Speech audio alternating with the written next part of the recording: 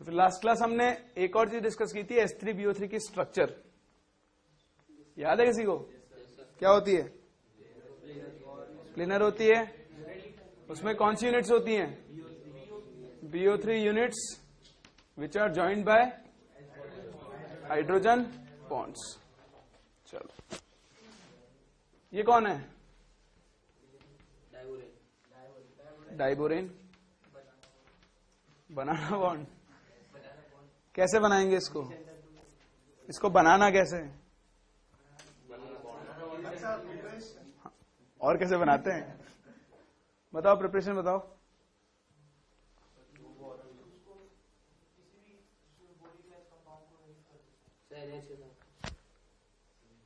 किसके साथ करूं बताओ? H3BO3 plus NaH। ये रिएक्शन सही है? NaOH। देखो इसकी एक रिएक्शन क्या आती है, आप B2O3 का रिडक्शन करो किसके साथ? लिथियम एल्यूमिनियम हाइड्राइड के साथ, तो क्या बनता है? B2H6। ये इसका जनरल प्रिपरेशन था। क्या आप इसका लेबोरेटरी प्रिपरेशन बता सकते हो? हाँ वेरी गुड वेरी गुड। क्या था? सोडियम बोरोहाइड्राइड NaBH4 की रिएक्शन आप किससे करवा दो तो आपके पास क्या बनता है? B2H6। ये इसका लेबोरेटरी प्रिपरेशन है। ये B2O3 BCl3 को कुछ भी काम मिले दोनों से आएगा, वो तो रिड्यूस ही तो करना है। थर्ड क्या था? इंडस्ट्रियल। NH के साथ किसको रिड्यूस किया था? BF3 प्लस NaH, तो क्या बन जाएगा? B2H6। ठीक है, इसके बारे में कुछ बताओ। बनाना बॉन्ड। चलो बनाना बॉन्ड ही बता दो, बहुत देर से बनाना बॉन्ड कर रहे हो। क्या होता है बनाना बॉन्ड? देखो BH3 क्या है आपके पास? एक लुईस एसिड। लुईस एसिड है तो ये अपनी, ये देखो पी पाई बॉन्ड नहीं बना सकते, मैंने वो कल भी बताया था। कोई भी अगर लुईस एसिड होगा तो वो दो तरह से अपना लुईस एसिड कैरेक्टर डिक्रीज करेगा, या तो वो पी पाई बॉन्ड बना ले या फिर वो डाइमर बना ले। तो अगर आप BH3 को देखो तो बोरोन है और हाइड्रोजन है, इसके पास सिर्फ s ऑर्बिटल होते हैं, इसके पास p ऑर्बिटल्स होते हैं। तो यहाँ पे पी पाई बॉन्ड बनना पॉसिबल नहीं है, तो फिर ये क्या करेगा? डाइमर फॉर्म करेगा। इसलिए किस फॉर्म में एग्जिस्ट करता है? H H H H and इस तरह से।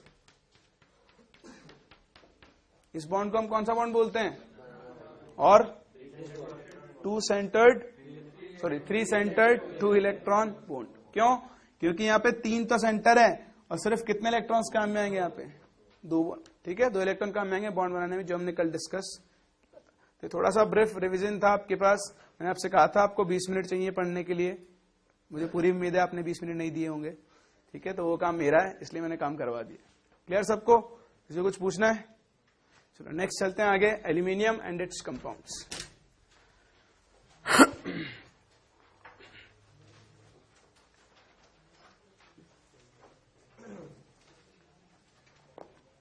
देखो सबसे पहला एक्शन ऑफ एयर।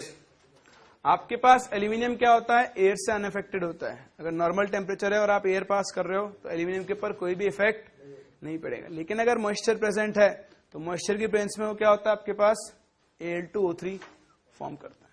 ठीक है, इसकी एक लेयर बना लेगा अपनी सरफेस के ऊपर। ये जो Al2O3 होता है ये बहुत हार्ड सब्सटेंस होता है। ठीक है, इसका मेल्टिंग पॉइंट होता है अराउंड 2850 डिग्री सेल्सियस के आसपास। ये बहुत हार्ड होता है, आप इसको आसानी से पेनिट्रेट नहीं कर सकते। तो सपोज जैसे आपके पास ये एल्यूमिनियम है और इसकी सरफेस के ऊपर इस Al2O3 की लेयर बन गई, तो अब ये एल्यूमिनियम और एयर दोनों एक दूसरे के कांटेक्ट में नहीं आ सकते, तो फर्दर ये वापस से रिएक्ट नहीं करेगा। मतलब मॉइस्चर की प्रेजेंस में ये क्या हो जाता है? पैसिव हो जाता है। पैसिव अगर ये हो गया तो इसकी रस्टिंग नहीं हो सकती। जैसे आयरन क्या होता है? मॉइस्चर में रस्ट हो जाता है, यहाँ पे रस्टिंग नहीं हो सकती due to formation of this Al2O3 layer. ये तो सिंपल सी एक चीज है। दूसरा, आपने बचपन में एक रिएक्शन पढ़ी होगी, थर्माइट रिएक्शन, पढ़िए ना, जहां पे Al2O3 आप यूज करते हो। तो बेसिकली उसी से करस्पॉन्ड यहाँ पास एक रिएक्शन है। जब आप एल्यूमिनियम को ऑक्सीजन की प्रेजेंस में बर्न करते हो या हीट करते हो तो आपके पास क्या बनता है? Al2O3 with high amount of heat. यहाँ पे डेल्टा एच क्या होता है आपके पास, नेगेटिव, और इसकी वैल्यू बहुत ज्यादा होती है, यानी बहुत ज्यादा अमाउंट ऑफ हीट यहाँ पे क्या होती है, जनरेट होती है, क्योंकि एल्यूमिनियम की ऑक्सीजन के टुवर्ड्स एफिनिटी बहुत ज्यादा होती है। आपको एल्यूमिनियम के कितने कंपाउंड जानते हो आप, नाम बताओ, बताओ नाम बताओ, एल्यूमिनियम के कंपाउंड्स कितने कंपाउंड्स आपने आज तक पढ़े हैं, नाम बताओ। एक Al2O3 और एक AlCl3, उसके अलावा कोई कंपाउंड पढ़ा आपने, वो Al2O3 का ही तो फॉर्म है, उसको वाटर में डिसॉल्व कर दोगे। एल्यूमिनियम की ऑक्सीजन के टुवर्ड्स एफिनिटी क्या होती है, बहुत ज्यादा होती है, इसलिए एल्यूमिनियम जब ऑक्सीजन से कंबाइन होता है तो बहुत high amount of heat release करता है। ये आप लोग थर्मोडायनेमिक्स में पढ़ते हो, थर्मोकेमिस्ट्री में पढ़ते हो कि जब भी कोई स्टेबल एलिमेंट फॉर्म होगा तो जो एनर्जी रिलीज होगी वो बहुत क्या होती है, ज्यादा होती है। इसलिए इस रिएक्शन के अंदर हीट जो रिलीज हुई है वो क्या होती है, बहुत ज्यादा। ये हीट इतनी ज्यादा होती है कि कई कई मेटल्स को ये मेल्ट कर सकती है, इसलिए वेल्डिंग के काम में आती है। रिएक्शन कौन सी होती है वो हम देखेंगे आगे। और हाल फिलहाल इतना सा है कि एल्यूमिनियम को जब आप ऑक्सीजन के प्रेजेंस में बर्न करोगे तो क्या फॉर्म होता है, Al2O3। Next, reaction with acid and alkali. Aluminium एक एम्फोटेरिक मेटल होता है, वो एसिड से भी रिएक्ट करता है और बेस से भी रिएक्ट करता है। आपको मैंने कई बार कहा है, आपके पास कुछ एक ऐसी मेटल्स हैं जो बेसिस के अंदर डिसॉल्व होती हैं, नाम बताओगे, aluminium, tin, lead and zinc. ठीक है, ये मेटल्स आप लोग याद रखना हमेशा, aluminium, tin, lead and zinc. ये कुछ ऐसी मेटल्स हैं, इनको आप जैसे ही NaOH में डिसॉल्व करोगे, मतलब NaOH इनके अंदर डालोगे तो ये सब की सब NaOH के अंदर क्या हो जाएंगी, डिसॉल्व हो जाएंगी। एल्यूमिनियम डिसॉल्व हो गया क्या बनाता है, NaAlO2।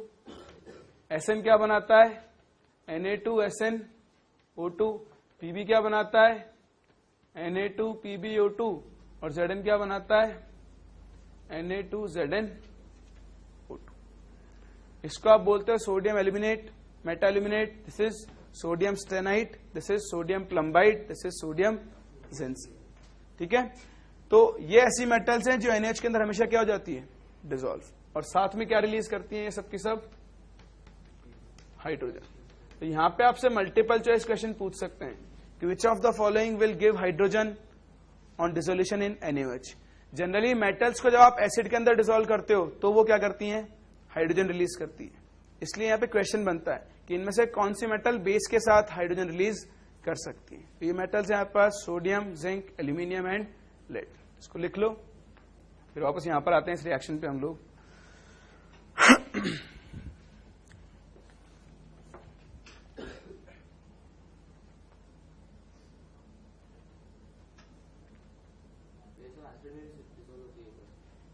ये सब एम्फोटेरिक मेटल्स।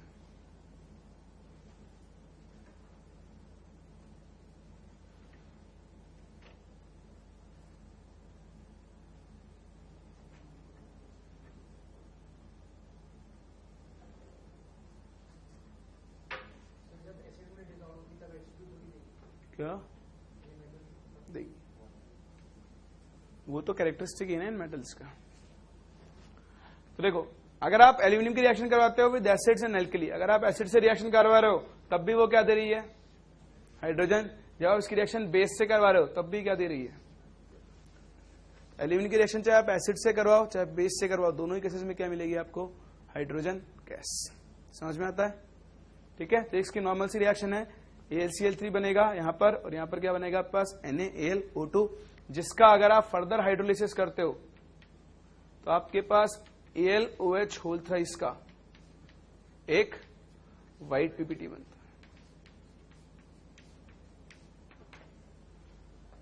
तो रिएक्शन आपकी सॉल्ट एनालिसिस के अंदर काम में आती है, इसको हम यूज करते हैं for the identification of Al3+ ions. ठीक है, हम डिस्कस करेंगे जब सॉल्ट पढ़ेंगे आगे।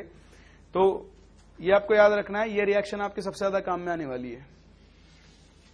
मैक्सिमम टाइम्स जब भी आप यूज करोगे एल्यूमिनियम को तो आपको ये रिएक्शन सबसे ज्यादा मिलेगी, इसलिए ये रिएक्शन आपको याद रहनी चाहिए। ठीक है, चलें आगे।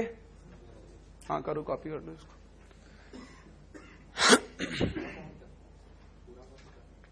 सिर्फ ये रिएक्शन कर लो, रिएक्शन विद NaOH। पूरा तो आपको स्लाइड मिलेगी ना, नेक्स्ट क्लास में आपको स्लाइड्स दे दूंगा प्रिंट करवा के।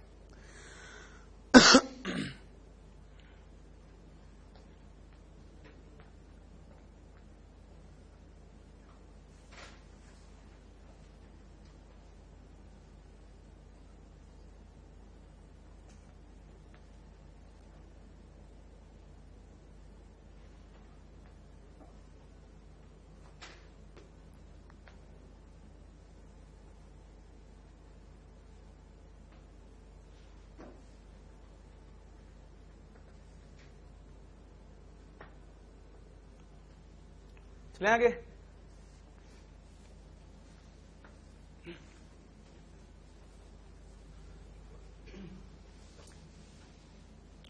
देखो next as a reducing agent, देखो हम लोग क्या करते हैं, हमारे पास कार्बन एक बहुत अच्छा रिड्यूसिंग एजेंट होता है, पढ़ा है आप लोगों ने। मैक्सिमम मेटल ऑक्साइड्स को आप कार्बन के थ्रू रिड्यूस करते हो, ZnO plus C, this gives Zn plus CO या CO2 आप जो भी लेना चाहो, Fe2O3 plus C, this gives you Fe plus CO2 या C देता है, पढ़ा है आप लोगों ने। लेकिन कुछ मेटल ऑक्साइड्स ऐसे होते हैं जिनको आप कार्बन के थ्रू रिड्यूस नहीं कर सकते हो। फॉर एग्जाम्पल हाँ हमने पढ़ा है मेटलर्जी में, बताओ। Aluminium, very good. और कोई? अरे जिन लोगों ने पढ़ा है वो तो बता दो कम से कम। लेड। और कोई? ये कहां गया? क्रोमियम। आप क्रोमियम को कार्बन के साथ रिड्यूस नहीं कर सकते हो। अगर आप थ्योरेटिकली देखोगे ना, थ्योरी के हिसाब से, तो आप इसको रिड्यूस कर सकते हो बाय कार्बन, लेकिन प्रैक्टिकली ये पॉसिबल नहीं है, क्योंकि जब आप Cr2O3 को कार्बन के साथ रिड्यूस करने जाते हो तो ये एक कंपाउंड बनाता है जिसे हम बोलते हैं क्रोमियम कार्बाइड, Cr4C3। तो आप तो इसको रिड्यूस करके क्या बनाने वाले थे? मेटल। लेकिन आपको क्या मिल गया? एक ये कार्बाइड बहुत ज्यादा हार्ड होता है, इसका मेल्टिंग पॉइंट बहुत हाई होता है, तो वापस से आप इससे Cr ऑब्टेन नहीं कर सकते। तो ये बहुत बड़ा कॉम्प्लिकेशन है, इसलिए आप क्रोमियम के रिडक्शन के लिए कार्बन यूज नहीं करते हो। सिमिलरली Fe2O3 कार्बन बहुत अच्छा रिड्यूसिंग एजेंट होता है, तो आप कार्बन भी यूज कर सकते हो, साथ में आप क्या यूज कर सकते हो? एल्यूमिनियम।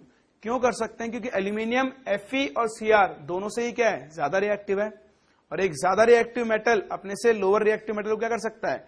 डिस्प्लेस। तो इस कंसेप्ट को यूज करते हुए हम एल्यूमिनियम को as a reducing agent use कर सकते हैं। इसकी दो रिएक्शंस है, जैसे आपको बताया, Cr2O3 को आप कार्बन के साथ रिड्यूस नहीं कर सकते हो, इसलिए इसके रिडक्शन के लिए हम क्या काम में लेते हैं? एल्यूमिनियम। ठीक है, तो यहां पर आप बाकी दो रिएक्शंस भी ले सकते हो, जैसे ये रिएक्शन आपने पढ़ी है बचपन में, Fe2O3, this gives you Fe plus Al2O3। This reaction is known as thermite reaction. और इस प्रोसेस में इतनी ज्यादा हीट रिलीज होती है कि वो वेल्डिंग ऑफ मेटल्स के काम में आती है। ये जो वेल्डिंग होती है उसे हम कौन सी वेल्डिंग बोलते हैं? Thermite welding. तो यहां से भी आपसे क्वेश्चंस पूछे जाते हैं कि which reaction is used in thermite welding. तो ये एक इंपॉर्टेंट रिएक्शन है इसकी, which is basically A redox reaction. ठीक है, क्या ये रेडॉक्स रिएक्शन है? क्योंकि इसमें एल्यूमिनियम ऑक्सीडाइज हो रहा है और Fe क्या हो रहा है? रिड्यूस हो रहा है। तो ये आपको ध्यान में रखना है।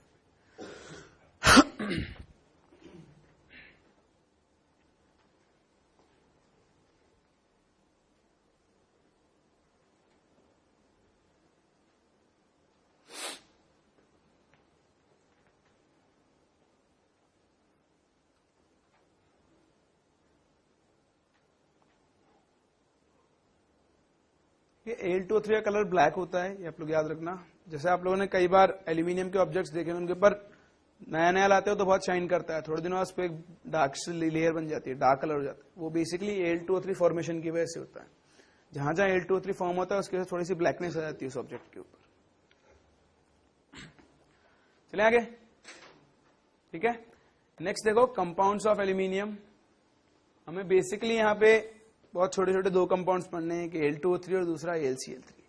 AlCl3 में भी सिर्फ आपको उसके स्ट्रक्चर ध्यान में रखनी है, बाकी ऐसा कोई बड़ी रिएक्शन उसकी नहीं है। सबसे हम बात करते हैं Al2O3। आपने भी देखा, जब भी आप एल्यूमिनियम को ऑक्सीजन के प्रेजेंस में बर्न करोगे तो क्या बनेगा? Al2O3। या ऐसी कोई भी रिएक्शन जहां पे आप एल्यूमिनियम को ऐसे रिड्यूसिंग एजेंट काम में ले रहे हो, वहां पे क्या फॉर्म होगा? Al2O3।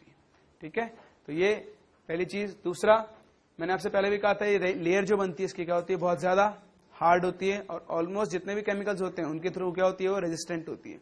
इसलिए एल्यूमिनियम जनरली कोरोड आपके पास नहीं होता है। आप जितनी भी चीजें यूज करते हैं, डेली यूज में बर्तन यूज करते हैं, वो सब किसके होते हैं?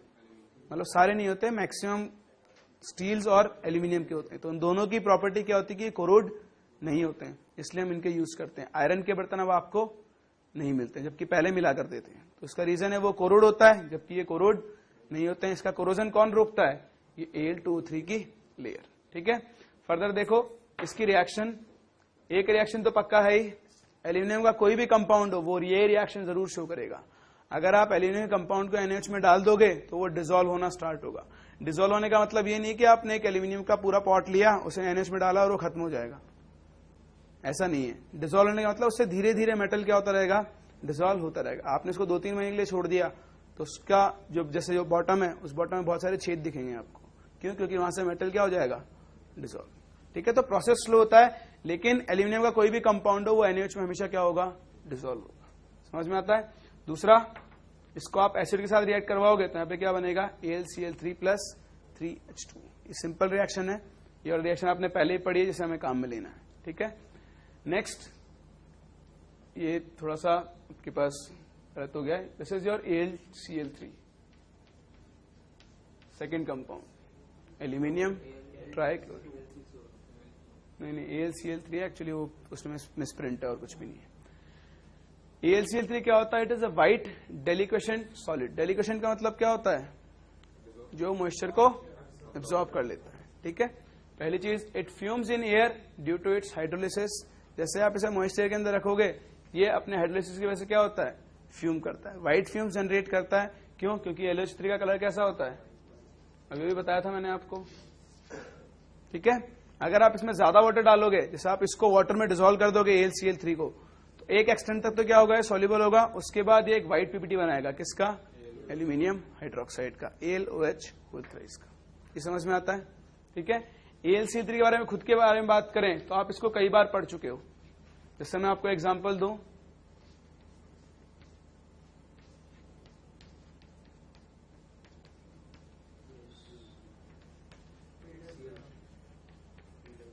पढ़िए reaction, this is your Friedel-Crafts alkylation.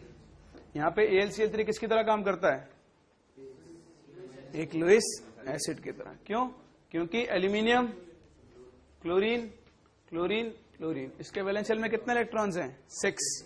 Lewis rule के हिसाब से कितने होने चाहिए, इसका ऑक्टेट क्या है, ऑक्टेट इनकम्प्लीट है तो किसकी तरह काम करेगा, एक लुईस एसिड की तरह।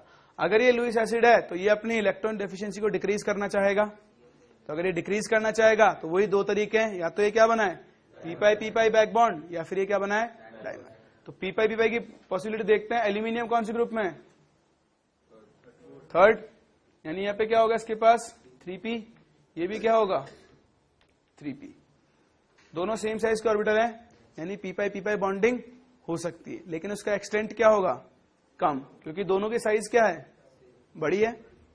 बड़ी है तो बॉन्ड की लेंथ क्या होगी, ज्यादा होगी। बॉन्ड की लेंथ ज्यादा होगी तो ओवरलैपिंग की टेंडेंसी क्या हो जाएगी। तो ये शो कर सकता है, लेकिन उसका एक्सटेंट क्या होगा, कम। तो अगर एक्सटेंट कम होगा तो बॉन्डिंग अनस्टेबल होगी, अनस्टेबल होगी तो ये p-pi ना शो करके ये क्या बनाएगा, डाइमर।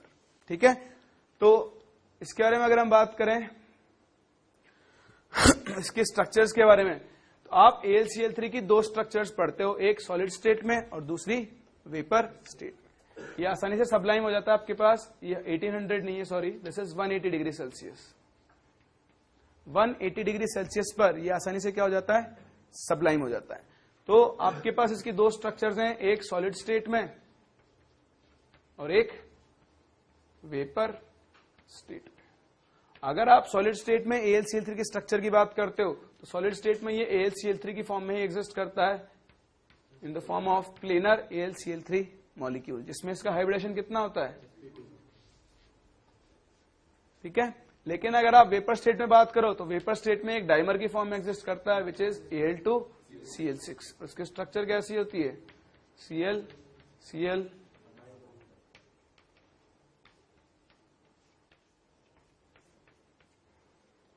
समझ में आता है। ये बनाना बॉन्ड नहीं है। ठीक है, बनाना बॉन्ड सिर्फ किसमें होता है, B2H6। ये एक सिंपल डाइमर है जो 180 डिग्री सेल्सियस के ऊपर एग्जिस्ट करता है। 180 डिग्री सेल्सियस के नीचे किस फॉर्म में एग्जिस्ट करेगा, AlCl3, और 180 डिग्री सेल्सियस के ऊपर किस फॉर्म में एग्जिस्ट करेगा, Al2Cl6। बस ये कुछ चीजें जो आपको एल्यूमिनियम के लिए याद रखनी। एक चीज, एल्यूमिनियम का कोई भी कंपाउंड हो वो NaOH के अंदर डिसॉल्व होता है और क्या बनाता है, NaAlO2। दूसरी चीज, एल्यूमिनियम किसी भी कंपाउंड का हाइड्रोलिसिस करो तो आपके पास क्या बनेगा, AlOH, इसका व्हाइट पीपीटी। इसके अंदर अगर आपने फिर से NaOH डाल दिया तो ये वापस से डिसॉल्व होकर क्या बना देगा, NaAlO2। बस इतनी सी चीज है। और बाकी AlCl3 के रिएक्शंस, AlCl3 के स्ट्रक्चर, सॉलिड स्टेट में AlCl3 इस प्लेनर मॉलिक्यूल की फॉर्म में एग्जिस्ट करता है, जबकि वेपर स्टेट में एक डाइमर की फॉर्म में एग्जिस्ट करता है। इसका लुईस एसिड कैरेक्टर, यहां पे इसका ऑक्टेट क्या हो गया है, कंप्लीट हो गया। क्या सॉलिड स्टेट में डाइमर फॉर्म नहीं कर पाएगा ये। एक्चुअली क्या होता है, यहाँ कोवलेंट बॉन्डिंग होती है। ये क्या है, एक मेटल है, तो मेटल और नॉन मेटल में कौन सा बॉन्ड बनेगा, आयनिक बॉन्ड। ठीक है, तो सॉलिड स्टेट में किस कंपाउंड की फॉर्म में एग्जिस्ट करना चाहेगा, वही आपके पास आयनिक लैटिस बनाकर एग्जिस्ट करना चाहेगा। लेकिन जब आप इसे फजांस रूल लगाओगे, Al3+ और Cl-, फजांस रूल आते हैं सबको, ये कैटायन इसके इलेक्ट्रॉन क्लाउड को अपनी तरफ ज्यादा अट्रैक्ट करेगा, तो वहां पर क्या होंगे, पार्शियल कोवेलेंट कैरेक्टर्स जनरेट हो जाएंगे। According to Fajans rule AlCl3 predominantly क्या होगा, कोवेलेंट। तो जब आप वेपर स्टेट में ले जाओगे इसको, तो फिर ये क्या बन जाएगा, प्योरली कोवेलेंट, और एक कोवेलेंट कंपाउंड की तरह इलेक्ट्रॉन्स की शेयरिंग करके ये क्या बनाएगा आपके पास। समझ में आता है। तो इस वजह से ये इन दो फॉर्म्स के अंदर एग्जिस्ट करता है। चलिए आगे।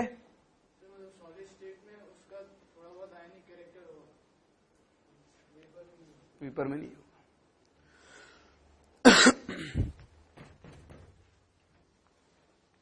चलो नेक्स्ट है हमारे पास carbon family, that is a group 14 elements.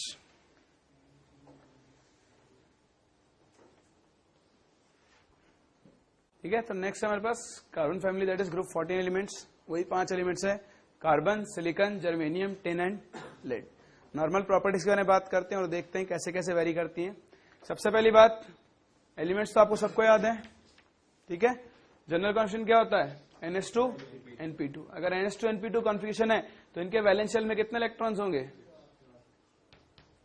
4। यानी ये कौन से स्टेट शो कर सकते हैं, +4 या फिर -4, और उसके अलावा एक स्टेट और शो करेंगे +2। देखो इन जनरल अगर आप बात करो तो इन एलिमेंट्स की +4 स्टेट शो करने की टेंडेंसी क्या होती है, बहुत कम, नहीं ज्यादा नहीं होती, क्या होती है, कम। मतलब ये +4 आयन नहीं बनाएंगे। जैसे बोरोन में था Al3+ आयन बना रहा है, ऐसे कार्बन +4 आयन कभी भी नहीं बनाएगा, सिर्फ +4 आयन आइसोलेटेड स्टेट के अंदर। क्या Al3+ आयन एग्जिस्ट करता है, करता है, लेकिन आपने कभी भी C4+ आयन नहीं देखा होगा, क्योंकि इनकी साइज क्या है। जैसे कार्बन की आप बात करो, कार्बन की साइज क्या है, बहुत कम, उसकी इलेक्ट्रोनेगेटिविटी क्या है, ज्यादा है, तो वो 4 इलेक्ट्रॉन लूज नहीं कर सकता। इसी तरह सिलिकॉन कार्बन से तो बड़ा है, लेकिन स्टिल इसकी साइज बहुत ज्यादा बड़ी नहीं है, तो सिलिकॉन भी 4 इलेक्ट्रॉन लूज नहीं करेगा। कौन लूज कर सकता है, टिन, लेड, क्योंकि इनकी साइज क्या है, बड़ी है। लेकिन ये कौन सा इफेक्ट शो करते हैं, inert pair effect. Inert pair effect की वजह से ये जनरली कौन सी स्टेट शो करना चाहेगा, +2, तो ये भी +4 शो नहीं करेगा। तो इन जनरल अगर हम कहना चाहें, इस ग्रुप के अंदर +4 आयंस एग्जिस्ट नहीं करते हैं। लेकिन आप लोगों ने बहुत सारे कंपाउंड देखे, CCl4, यहां पे तो कार्बन की स्टेट क्या है, तो यहां पे कार्बन की ऑक्सीडेशन स्टेट +4 है, ये C4+ आयन नहीं है। तो पहली चीज आप लोग लिख लो, C4+ ion can not be formed, या M4+ ion is generally not formed. M4+ ion is generally not formed. अभी हम पढ़ेंगे आगे ऑक्सीडेशन स्टेट्स के अंदर भी।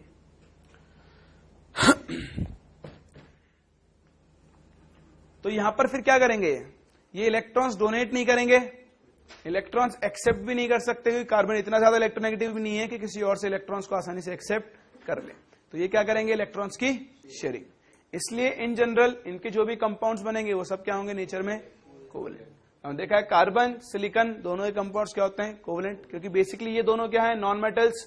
ये है आपका मेटलॉइड और ये क्या है आपकी सॉफ्ट मेटल्स। सॉफ्ट मेटल्स मतलब इनके मेल्टिंग पॉइंट्स क्या होते हैं, लो होते हैं। ठीक है, टिन का melting point around 327 degree Celsius होता है। तो ये सब लो मेल्टिंग मेटल्स हैं, ये एक मेटलॉइड है और ये दोनों क्या है, नॉन मेटल्स। तो कार्बन और सिलिकॉन के जो मैक्सिमम कंपाउंड्स होंगे वो सब कैसे होंगे, नेचर में कोवेलेंट। समझ में आता है। चलो, तो ये आपके पास इलेक्ट्रॉन्स की शेयरिंग से कंपाउंड्स बनाते हैं, जहां पर इनका ऑक्सीडेशन स्टेट कितना हो सकता है, +4, ठीक है, या फिर -4। ठीक है, +4 और -4 आयंस एग्जिस्ट नहीं करेंगे। चलें आगे। चलो देखो, सबसे पहले बात करते हैं इनकी फिजिकल प्रॉपर्टीज के बारे में। एटॉमिक साइज हमने पढ़ा है, बचपन से पढ़ता रहे, टॉप टू बॉटम मूव करते हैं तो साइज क्या होता है? तो कार्बन, सिलिकॉन, जर्मेनियम, टिन और लेड, साइज क्या होना चाहिए टॉप टू बॉटम आने पर? इंक्रीज। लेकिन हमने दो इफेक्ट पढ़े थे, कौन कौन से? डी ब्लॉक कॉन्ट्रैक्शन और lanthanoid contraction. D block contraction कहां से कहां काम करता है? 3rd to 4th पीरियड, यहां डी ब्लॉक कॉन्ट्रैक्शन काम में आएगा, और 4th to 5th क्या आएगा आपके पास? Lanthanoid contraction. तो वैसे नॉर्मल ट्रेंड क्या है? साइज बढ़नी चाहिए, लेकिन इनकी वजह से साइज क्या हो जाती है? डिक्रीज। तो साइज में जितना इंक्रीज आना चाहिए उतना इंक्रीज नहीं आता है। तो कार्बन से लेकर सिलिकॉन तक तो साइज आराम से बढ़ती है, लेकिन उसके बाद साइज में जो इंक्रीज होता है वो बहुत स्लाइट होता है। मतलब अगर इसकी साइज अप्रोक्सीमेटली आप मान लो 142 थी, तो इसकी 150 हो जाएगी या 147 के आसपास हो जाएगी, उससे ज्यादा इंक्रीज नहीं होगी। अगर आप इन दोनों में देखो तो अगर इसकी साइज अगर 120 है तो इसकी साइज 138 140 के आसपास होगी। इतना वेरिएशन आता है। यहां पे वेरिएशन क्या होता है? बहुत स्मॉल होता है। तो जब आप एनसीईआरटी में वैल्यूज देखोगे, लाओ ना एनसीईआरटी सब लोग, एक बार खोलो एनसीईआरटी, कार्बन फैमिली पे आओ और आप वैल्यूज को कंपेयर करो।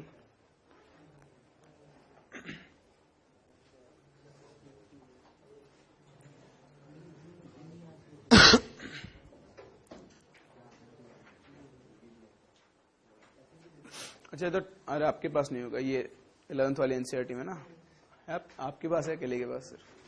चलो आप देखना, वेरिएशन देखोगे जब आप 11th के एनसीईआरटी में देखना, वहां पर क्या होगा आपके पास? ये वेरिएशन बहुत छोटा होता है, बहुत ज्यादा बड़ा वेरिएशन आपके पास नहीं आएगा, due to lanthanoid and d block contraction. Next, चलो देखो, हम लोगों ने पहले तो बात की साइज की, दूसरा हम बात कर रहे हैं आयनाइजेशन एनर्जी की। स्लाइड वर्क नहीं कर रही है उधर वाली। देखो, आप आयनाइजेशन एनर्जी की अगर बात करो तो आयनाइजेशन एनर्जी किस किस पे डिपेंड करती है? आयनाइजेशन एनर्जी इलेक्ट्रोनेगेटिविटी डिपेंड करती है। It's inversely proportional to size. जैसे जैसे साइज बढ़ता जाएगा वैसे वैसे आयनाइजेशन एनर्जी की वैल्यू क्या होगी? डिक्रीज। तो टॉप टू बॉटम जाने पर आयनाइजेशन एनर्जी क्या होनी चाहिए? डिक्रीज। दूसरी चीज, वापस से आयनाइजेशन एनर्जी में ज्यादा डिक्रीज नहीं होगा, क्योंकि साइज में भी ज्यादा इंक्रीमेंट नहीं आ रहा है, तो आयनाइजेशन एनर्जी ज्यादा डिक्रीज नहीं होगी। तो नॉर्मल ट्रेंड है जो आप इसके साइज के बेसिस पर बता सकते हो। तीसरी जो चीज आती है, that is your oxygen state and valency. मैंने आपको पहले ही बता दिया, ये जो एलिमेंट्स हैं ये वैलेंसी शो कर सकते हैं, कोवैलेंसी ऑफ +4 एंड -4, लेकिन ये +4 आयन फॉर्म नहीं करेंगे due to their high electronegativity. दूसरा, जैसे आप टॉप टू बॉटम जा रहे हो तो ये +4 शो करेगा, ये +4 शो करेगा, ये +4 +2 दोनों शो कर सकता है, लेकिन ये दोनों प्रीडोमिनेटली कौन सी शो करेंगे? +2 oxygen state due to inert pair effect. जैसे आप डाउन द ग्रुप जाते हो, s इलेक्ट्रॉन्स पार्टिसिपेट नहीं करेंगे, जिसे हम इनर्ट पेयर इफेक्ट कहते हैं।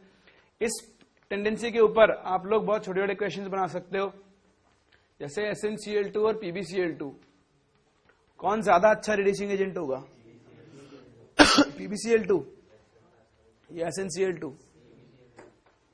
क्वेश्चन ध्यान से सुनो।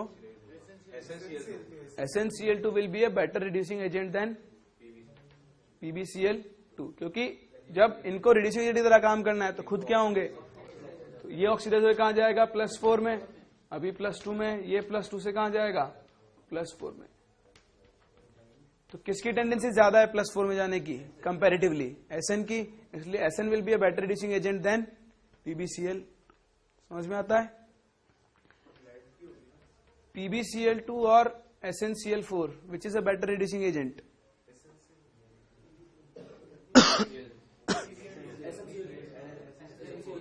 SnCl4। क्यों?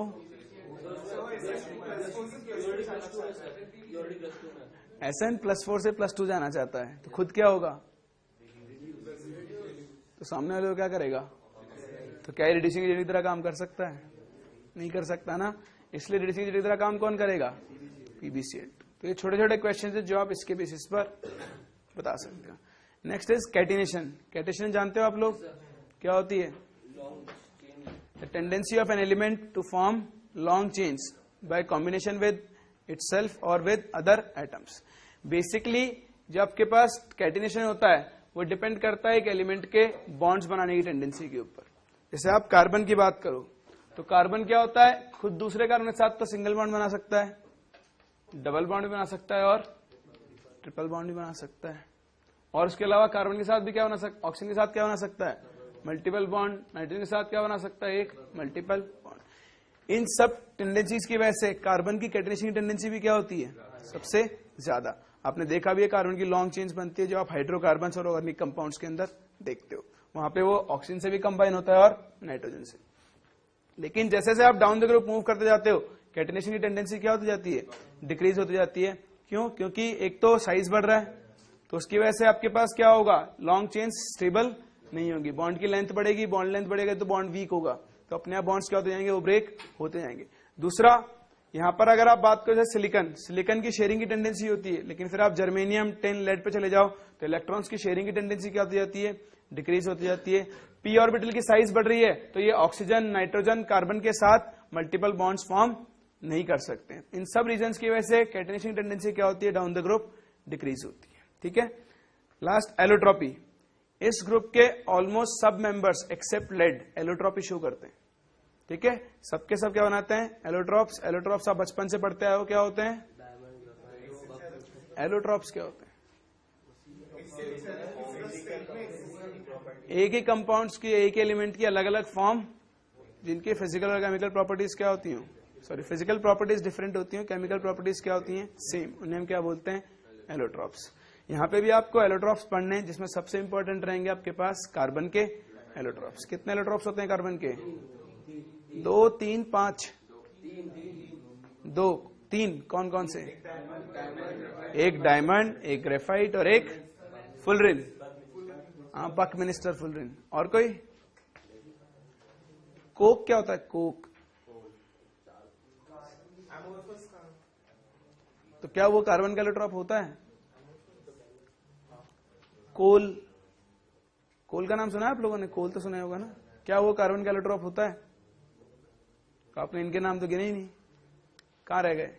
कार्बन के हम आगे पढ़ेंगे, एलोट्रॉप्स को हम 2 क्लास में डिवाइड करते हैं, एक क्रिस्टलाइन और दूसरे अमॉर्फस। जो आपने 3 बोले वो कौन सी फॉर्म है, क्रिस्टलाइन, और जो मैंने बोले वो कौन सी फॉर्म है, अमॉर्फस। ठीक है, तो बचपन का था ग्रेफाइट, फुलरिन, अब आप लोग बड़े हो गए हो तो आपको क्लासिफिकेशन भी उसी बेसिस पे याद होना चाहिए कि अमॉर्फस फॉर्म कौन सी है और क्रिस्टलाइन फॉर्म आपके पास कौन सी है। चलो, 2 इंपॉर्टेंट एलोट्रॉपिक फॉर्म्स जो होती हैं कार्बन की, वो क्या होती हैं, डायमंड एंड ग्रेफाइट, पहली चीज। दूसरा, silicon does not form graphite like structure. आप लोगों ने ग्रेफाइट के स्ट्रक्चर पढ़ी है, जिसको हम अभी डिस्कस करेंगे, लेयर टाइप स्ट्रक्चर होती है, वो स्ट्रक्चर सिलिकॉन फॉर्म नहीं कर सकता है, क्योंकि इसकी पी पाई फॉर्म, बॉन्ड फॉर्म करने की टेंडेंसी क्या होती जाती है, डिक्रीज। रीजन सेम है, साइज बढ़ रहा है, बॉन्ड की लेंथ बढ़ेगी, ऑर्बिटल्स क्या होंगे, दूर दूर होंगे। ठीक है, तो कुछ थ्योरेटिकल पार्ट है इसका, वो आप देख सकते हो। Tendency to form p pi bonds in silicon is very less because of the large size of silicon atoms. As a result, elemental silicon cannot form graphite-like structure and exist only in a diamond structure. अगर आप silicon के structure देखोगे तो ये single covalent bonds बनाता है, graphite type structure ये form नहीं कर सकता है. तीसरी चीज, maximum covalency in carbon is 4, however in other elements it may be 6. क्यों? क्योंकि vacancy of d orbital, carbon के अंदर वैकेंट डी ऑर्बिटल्स प्रेजेंट नहीं है, बाकी सब एलिमेंट्स के अंदर वैकेंट डी ऑर्बिटल्स हैं. तो कार्बन अपनी वैलेंसी को इंक्रीज नहीं कर सकता, लेकिन बाकी सारे एलिमेंट्स अपनी वैलेंसी को इंक्रीज कर सकते हैं. ठीक है, चलो, तो ये तो थी आपके पास इसकी physical properties, general, catenation, allotropy. Allotropy को हम और आगे जाके पढ़ेंगे, हम पूरा डिटेल में एलोट्रॉप्स पढ़ेंगे अलग अलग जो भी आपके पास प्रेजेंट है. नेक्स्ट है आपके पास केमिकल प्रॉपर्टीज. इनमें सबसे पहले आपके पास हाइड्रेट्स. कार्बन हाइड्रेट्स बनाता है, 3 तरह के हाइड्रेट्स बनाता है, एल्केन्स, एल्कीन्स एंड एल्काइंस, जिनको आप हाइड्रोकार्बन्स कहते हो. उनके बारे में आप सब कुछ जानते हो. ठीक है, CnH2n, CnH2n+2 एंड CnH2n-2, ये 3 तरह के पास हाइड्रोकार्बन होते हैं. उसी तरह आपके पास सिलिकॉन और जर्मेनियम भी क्या बनाते हैं, अपने अपने रेस्पेक्टिव हाइड्राइड्स, जिनके नाम आपको पता है. सिलिकॉन को हम बोलते हैं साइलेंस, ये मैंने आपको कल भी बताया था. जर्मेनियम के हाइड्राइड्स को हम क्या बोलेंगे, जर्मेन्स, स्टेनेन एंड प्लम्बेन्स. ठीक है, वही सब की कोवलेंसी कितनी है, 4, इसलिए generally +4 oxygen state, sorry -4 oxygen state के क्या बनाते हैं, हाइड्राइड्स. ठीक है, सेकेंड हैलाइड्स, वही कोवलेंसी +4 है तो MX4 टाइप के हाइड्राइड्स बनाएंगे, CCl4, SiCl4, GeCl4 और SnCl4, लेकिन साथ में क्या बनाता है, क्योंकि इसकी +2 स्टेट ज्यादा स्टेबल है। सिमिलरली PbCl4 ये क्या बनाएगा, PbCl2। ठीक है। अगर मैं इनके हैलाइड्स की बात करूं, हाइड्रोलिसिस, CCl4 का हाइड्रोलिसिस होगा? अगर आप CCl4 का हाइड्रोलिसिस करवाते हो तो क्या हाइड्रोलिसिस पॉसिबल है? यस और नो? क्यों? CCl4 का हाइड्रोलिसिस नहीं हो सकता क्योंकि इसके पास वैकेंट d ऑर्बिटल्स नहीं है। समझ में आता है? ये क्वेश्चन मैंने आपसे पहले ही पूछा था। CCl4 does not hydrolyse but SiCl4 does. Reason क्या होता है? Si के पास वैकेंट d ऑर्बिटल्स होते हैं, तो SiCl4 वाटर के जो लोन पेयर्स होते हैं इनको एक्सेप्ट कर सकता है और क्या बना सकता है, SiOH। ठीक है, लेकिन कार्बन ऐसा नहीं कर सकता, इसलिए ये SN2 मैकेनिज्म नहीं है। ये ऑर्गेनिक कंपाउंड थोड़े ना है, कुछ भी ले लो, ये ऑर्गेनिक कंपाउंड नहीं है, इनऑर्गेनिक कंपाउंड्स हैं। ये आपके पास हेलाइड्स हैं, मेटल और नॉन मेटल हेलाइड्स हैं। ये SN2 SN1 पाथ फॉलो नहीं करते हैं, वो सिर्फ और सिर्फ ऑर्गेनिक कंपाउंड्स के लिए होती है, वो इनके लिए वैलिड नहीं है। समझ में आता है? ठीक है, तो ये याद रखना, due to absence of vacant d orbital CCl4 hydrolyse नहीं हो सकता। ये सब हाइड्रोलाइज हो सकते हैं और ये रेस्पेक्टिव अपने अपने कॉम्प्लेक्स बनाते हैं। ये इस टाइप का आपके पास कॉम्प्लेक्स बनाएगा। ठीक है, देन देखो ये आपके पास हो गया सिलिसिक एसिड हाइड्रोलिसिस पे, जबकि CCl4 हाइड्रोलाइज नहीं होगा। ये बहुत इंपॉर्टेंट रिएक्शन है। अगर आप SiF4 को हाइड्रोलाइज कराओगे तो क्या बनाता है, फ्लोरोसिलिसिक एसिड, दैट इज H2SiF6। ठीक है, इसकी एक रिएक्शन और आएगी जहां पे सिलिकॉन नॉर्मल किसी और SiO2 होता है मेरे पास, वो नॉर्मल किसी और एसिड से रिएक्ट नहीं करता है, लेकिन HF के प्रेजेंस में क्या होता है, वो रिएक्ट करता है और वो ये आपके पास फ्लोरोसिलिसिलिक एसिड बनाता है। तो ये जनरल प्रॉपर्टीज हैं। रीजन मैं आपको पहले समझा चुका हूं, कार्बन के पास वैकेंट d ऑर्बिटल्स नहीं होते, सिलिकॉन के पास होते हैं, इसलिए हाइड्रोलाइज होता है, CCl4 हाइड्रोलाइज नहीं होता है। ठीक है, दूसरी चीज, carbon does not form dihalides while the other elements form dihalides also. क्यों? डाइहेलाइड्स किसकी वजह से बन रहे हैं, इनर्ट पेयर इफेक्ट की वजह से, और carbon inert pair effect show नहीं करेगा, इसलिए कार्बन के डाइहेलाइड एग्जिस्ट नहीं करते, बाकी सारे एलिमेंट्स के डाइहेलाइड भी एग्जिस्ट कर सकते हैं।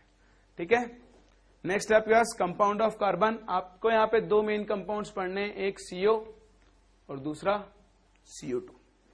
ठीक है, ये दो तरह के कंपाउंड जो आपको यहां पे मेनली डील करना है, जिनके साथ एक कार्बन मोनोऑक्साइड और दूसरा कार्बन डाइऑक्साइड। कार्बन मोनोऑक्साइड की अगर हम बात करें तो मैंने आपको बताया था, देखो अगर हम इनके ऑक्साइड्स की बात कर रहे हैं, CO, SiO और GeO, SNO, PbO, CO2, SiO2, GeO2, SNO2 और PbO2, ये पढ़ा था हमने। इनका नेचर बताओ, एसिडिक नेचर।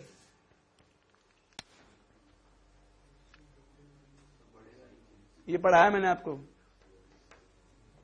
CO कैसा होता है, न्यूट्रल, जबकि CO2 कैसा होता है। याद रखना, किसी भी एलिमेंट का लोअर स्टेट का ऑक्साइड लेस एसिडिक होगा और हायर स्टेट का ऑक्साइड क्या होगा, मोर एसिडिक। यहां कार्बन कौन सी स्टेट में, यहां कार्बन कौन सी स्टेट में, तो ये क्या होगा, एसिडिक, जबकि CO कैसा होता है। हमने अभी तो कहा कि कार्बन +2 स्टेट में एग्जिस्ट ही नहीं कर सकता। CCl2 कहां बनता है, हाँ तो वहां भी तो ऑक्सीजन स्टेट ही है भाई। अगर मैं CCl2 लिखूं तो यहां भी कार्बन कौन सी स्टेट में होगा, यहां भी कार्बन कौन सी स्टेट में, हाँ मल्टीपल बॉन्ड्स। यहां पे कार्बन और ऑक्सीजन के बीच में एक ट्रिपल बॉन्ड बनता है, जबकि यहां पे क्या होते हैं, सिंगल बॉन्ड्स। तो इस मल्टीपल बॉन्ड फॉर्मेशन की वजह से CO क्या होता है, स्टेबल होता है, इसलिए कार्बन यहां +2 फॉर्म एग्जिस्ट कर सकता है, जबकि यहां पे एग्जिस्ट नहीं कर सकता। याद रखना, ऐसे ही रीजनिंग क्वेश्चंस पूछते हैं अगर इनसे कुछ पूछा जाता है आपसे तो। समझ में आता है। कार्बन फैमिली में कोई रिएक्शन नहीं है, रिएक्शंस है ही नहीं, नील रिएक्शंस हैं, बस आपको सिंपली क्या याद रखना है, ये रीजंस। इस मल्टीपल बॉन्ड स्टेबलाइज करता है ना, जितने ज्यादा मल्टीपल बॉन्ड्स होंगे उतनी ज्यादा बॉन्ड स्ट्रेंथ होगी, बॉन्ड स्ट्रेंथ होगी तो कंपाउंड की स्टेबिलिटी अपने आप ही क्या होगी, इंक्रीज होगी। डाउन द ग्रुप मूव करते हो तो न्यूट्रल है, ये क्या हो जाते हैं आपके पास, एम्फोटेरिक, और ये सब क्या आ जाते हैं फिर बेसिक। ठीक है, यहां पर आप देखो एसिडिक, यहां पे ये भी एसिडिक होता है, ये क्या होता है एम्फोटेरिक, ये तीन दोनों क्या होते हैं आपके पास एम्फोटेरिक, ये दोनों एसिडिक, सॉरी ये तीनों एसिडिक और ये दोनों क्या होते हैं आपके पास एम्फोटेरिक इन नेचर। क्योंकि आप डाउन द ग्रुप जा रहे हो तो मेटेलिक कैरेक्टर क्या हो रहा है इंक्रीज हो रहा है। मेटल ऑक्साइड्स हमेशा नेचर में कैसे होते हैं बेसिक, और नॉन मेटल ऑक्साइड्स कैसे होते हैं एसिडिक, इसलिए इनका कैरेक्टर एसिडिक से कहां चेंज होता है एम्फोटेरिक, ये बेसिक नहीं होते हैं, ये याद रखना, ठीक है। नेक्स्ट आपके पास रिएक्शंस, आप सीओ कैसे बनाते हो। पहली दो रिएक्शंस आपने शायद ऑर्गेनिक में पढ़ी होगी। ये कौन सा एसिड है ऑक्सैलिक एसिड। ऑक्सैलिक एसिड और कॉन्सेंट्रेटेड H2SO4 एक डिहाइड्रेटिंग एजेंट होता है। तो जैसे ही आपने इन एसिड्स को कॉन्सेंट्रेटेड H2SO4 डाला इन एसिड्स के अंदर, तो यहां से क्या होगा वाटर बाहर निकल जाएगा और साथ में क्या बनेगी CO, इधर साथ में क्या बनती है CO2। तो सिर्फ CO बनानी है आपको, तो आप कौन सी रिएक्शन यूज करो, फॉर्मिक एसिड लो, उसमें कॉन्सेंट्रेटेड H2SO4 डालो, जो वाटर एब्जॉर्ब हो जाएगा, साथ में क्या गैस रिलीज होगी आपके पास CO गैस। दूसरी रिएक्शन, जब भी कार्बन का इनकम्प्लीट कंबस्शन होता है, तो पढ़ा है आप लोगों ने, कंप्लीट कंबस्शन होगा तो CO2 बनेगी, इनकम्प्लीट होगा तो CO बनेगी।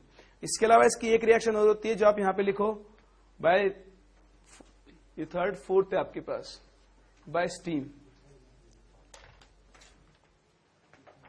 This reaction is important, by steam लिखो। When steam is passed, when steam is passed over red hot carbon, when steam is passed over red hot coke लिख देना carbon की जगह,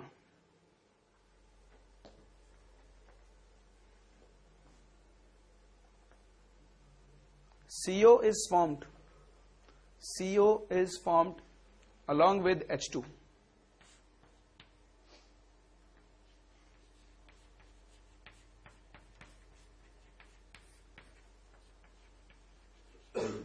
अगर आपने रेड हॉट कार्बन पे से स्टीम पास की, तो एक कार्बन स्टीम को डीकंपोज करता है तो बनाता है CO प्लस H2।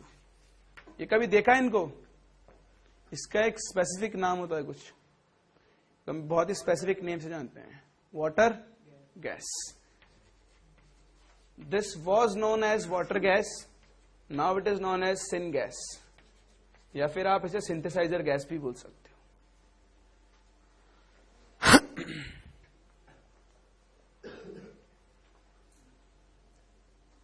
जब इसका 1:1 मिक्सचर होता है ना, तो उसे हम बोलते हैं वाटर गैस। उसके अलावा और कोई भी रेशियो, तो वो क्या बन जाएगी आपके पास सिंथेसिस गैस। सिंथेसाइजर नहीं होता, sorry, this is synthesis gas. इस गैस को, सिंथेसिस गैस को आप यूज करते हो for the formation of methanol.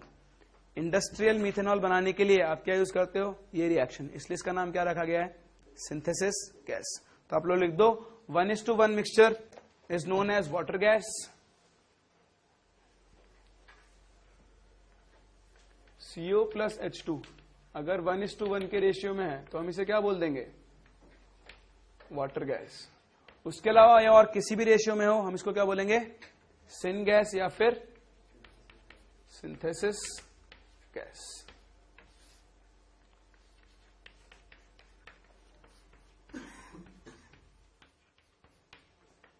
क्योंकि ये क्या बनाने के काम में आती है methanol, use for the synthesis of methanol, इसलिए हम इसे क्या कहते हैं सिंथेसिस गैस या फिर सिन गैस।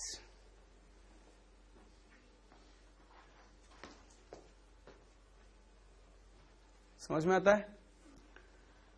तो ये थे इसके प्रिपरेशन, कैसे हम सीओ को प्रिपेयर करते हैं। जो फोर्थ रिएक्शन आपने पढ़ी वो एक्सट्रीमली इंपॉर्टेंट है, क्योंकि यहीं से आपसे कुछ पूछ सकते हैं, बाकी इसमें और कुछ भी नहीं है।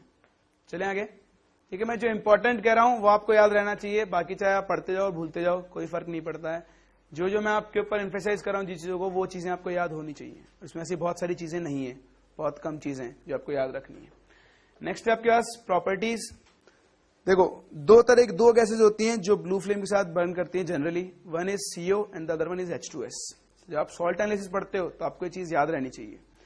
अगर आपसे कोई कहता है कि neutral gas which Burns with blue flame, तो वो कौन सी गैस होगी CO। An acidic gas which Burns with blue flame, तो वो कौन सी होगी H2S। तो आप यहां से आइडेंटिफाई कर सकते हो CO को और H2S को।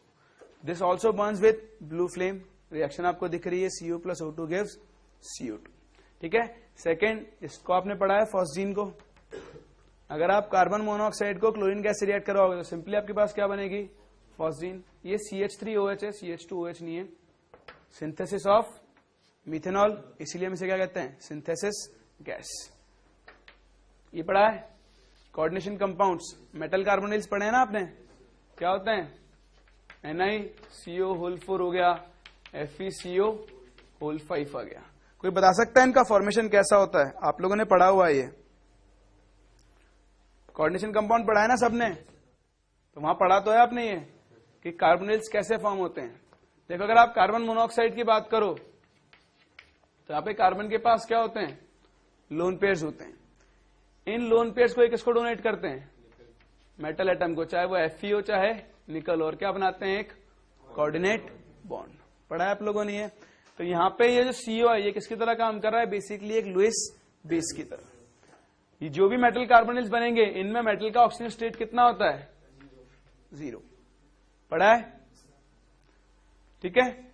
ये जो बॉन्ड है बेसिकली इनको हम ऑर्गेनोमेटेलिक्स के अंदर काउंट करते हैं, मेटल कार्बोनिल्स। ये जो बॉन्ड बनता है मेटल और कार्बन के बीच में, इसमें सिग्मा कैरेक्टर भी होते हैं और पाई कैरेक्टर भी होते हैं। मैं सारा डिटेल में नहीं जाऊंगा क्योंकि आपने कोऑर्डिनेशन कंपाउंड्स में पढ़ा हुआ है। मेटल कार्बन के बीच में एक जो बॉन्ड बनता है वो कौन सा बॉन्ड होता है, सिग्मा। उसके अलावा इसके डी ऑर्बिटल्स और इसके पी ऑर्बिटल्स की ओवरलैपिंग होती है, जिसकी वजह से कौन सा बॉन्ड बनता है, पाई। तो आपको एक चीज याद रखनी है, इन कार्बोनिल कंपाउंड्स के अंदर मेटल और कार्बन के बीच में जो बॉन्ड बनता है उसमें सिग्मा कैरेक्टर भी होते हैं और पाई कैरेक्टर्स भी होते हैं। दूसरा चीज, ये जो भी मेटल कार्बोनिल्स बनते हैं ये इफेक्टिव एटॉमिक नंबर के रूल्स को फॉलो करते हैं। यानी अगर आप NiCO4 में Ni का इफेक्टिव एटॉमिक नंबर निकालो तो वो कितना आएगा, 36। जिसका 36 से कम आएगा वो एक डाइमर फॉर्म कर लेगा, ठीक है। तो ये आपने कार्बोनिल कंपाउंड में पढ़ा होगा, मैं अब इसको और ज्यादा डिस्कस नहीं कर रहा हूं, ठीक है। नेक्स्ट, बचपन में पढ़ा है carbon monoxide is a toxic gas. क्यों, क्या करता है ब्लड में, जब कार्बन मोनोऑक्साइड ब्लड के कांटेक्ट में आता है ना तो हीमोग्लोबिन के साथ एक कॉम्प्लेक्स कंपाउंड बनाता है which is 300 times more stable then the complex found by oxygen. तो जितनी भी ऑक्सीजन होगी उस ऑक्सीजन को क्या कर देगा, ये रिप्लेस कर देगा और उसके साथ क्या बना लेगा, कॉम्प्लेक्स, क्योंकि इसका कॉम्प्लेक्स क्या है, ज्यादा स्टेबल।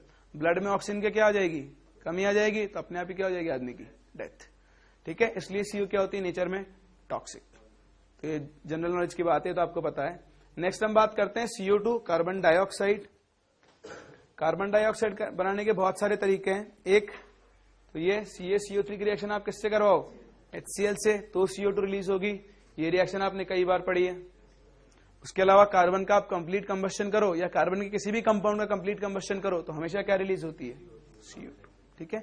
एक और चीज जो मैं कार्बन मोनोऑक्साइड में ऐड करना चाहूंगा, आप लोग लिख लेना इसको, carbon monoxide is a good reducing agent.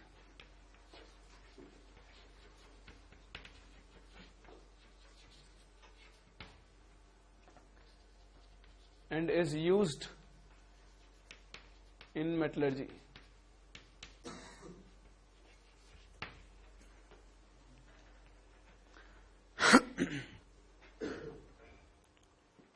हाँ जी, हम लोगों ने आयरन की मेटलर्जी पढ़ी है, जिन लोगों ने पढ़ी है ना। ब्लास्ट फर्नेस की रिएक्शंस बताओ फटाफट, reduction reactions. Fe2O3 plus CO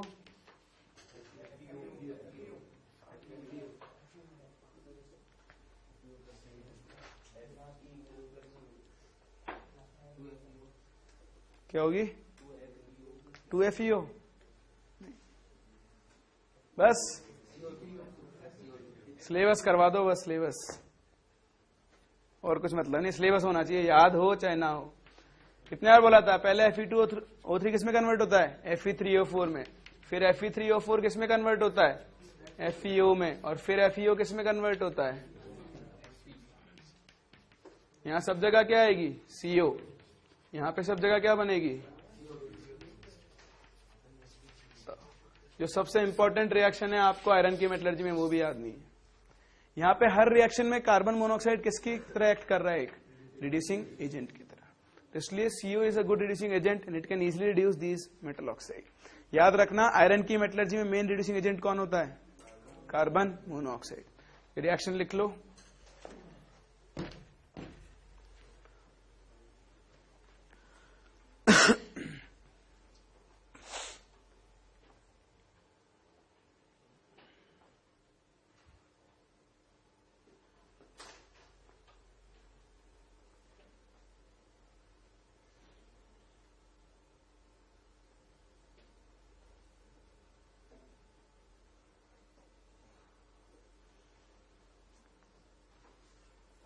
हो गया?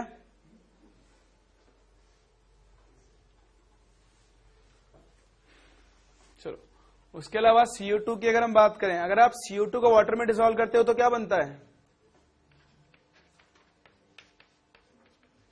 याद है किसी को?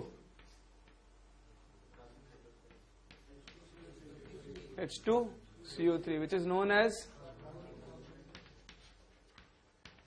it is a weak dibasic acid, true or false? बनाओ तो, मैं तो स्टेटमेंट बोल रहा हूं, it is a weak dibasic acid, true और फॉल्स? ट्रू। कैसे? तो जो सेकंड के लिए होता है, सेकंड H डोनेट करने के लिए होता है, उसका जो इक्विलिब्रियम कांस्टेंट बहुत कम होता है। आप लोगों ने आयनिक इक्विलिब्रियम में पढ़ा होगा, ये एक डाइबेसिक एसिड होता है, पहले H प्लस देता है प्लस HCO3 माइनस, और फिर ये HCO3 माइनस क्या बनाएगा? H प्लस प्लस, इसको हम कहते हैं फर्स्ट ट्रांजिशन कांस्टेंट, को कहते हैं second, and K1 is very very greater than K2 बनता है। क्या आप मुझे कार्बोनिक एसिड के बफर का फॉर्मूला बता सकते हो विद NaOH? बफर, मेरे को इसका बफर बनाना है सोडियम NaOH के साथ, बताओ बफर का फॉर्मूला क्या होगा? बफर क्या होता है? एसिड, जैसे एसिडिक बफर कहते रहा हूं, acid plus it's salt with a strong base होता है, weak acid plus salt with strong base. तो ये वीक एसिड है, इसका सॉल्ट क्या होना चाहिए? With strong base. आप मुझे सिर्फ इसके बफर का फॉर्मूला बता दो। H2CO3 प्लस Na2, NaOH कौन डाल रहा है? NaOH डालने में तो बफर बनेगा। ये कोई और कुछ चेंज करना चाहेगा? एक ही बात है, उससे फर्क नहीं पड़ेगा। कितने लोग कहते हैं ये गलत है? NaHCO3, वेरी गुड, चेक करते हैं। और कोई कुछ कहना चाहेगा?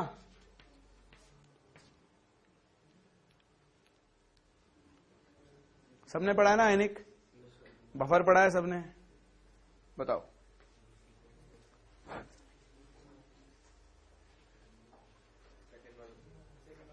फर्स्ट वाला सही नहीं है, क्यों? अच्छा, कितने कहते हैं फर्स्ट वाला सही है? 1 2, चलो कितने लोग कहते हैं सेकंड वाला सही है?